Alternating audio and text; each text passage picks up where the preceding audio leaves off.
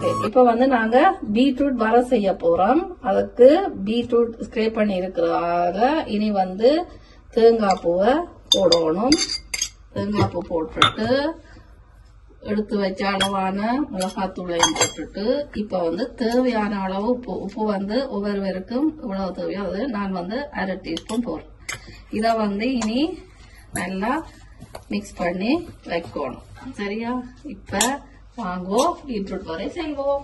தேவையான அளவு நெய் எடுத்து வச்சிருக்கிறோம், அதை விடுவோம். நெய் சூடு ஊறிட்டு கொட்டி வச்ச வெங்காயத்தை போடுவோம்.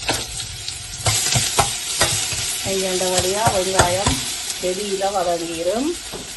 இதோட பச்சை மிளகாய், பெருஞ்சீரகம், கடுகு எல்லாம் போட்டு நல்லா வதக்கணும்.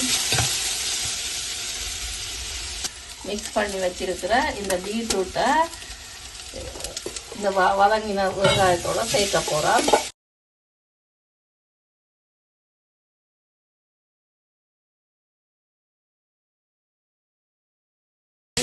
இப்ப எல்லாத்தையும் ஒன்னோட ஒன்று மிக்ஸ் பண்ணிட்டோம். அடுப்பை வந்து நல்லா சிம்மில் வைக்கணும்.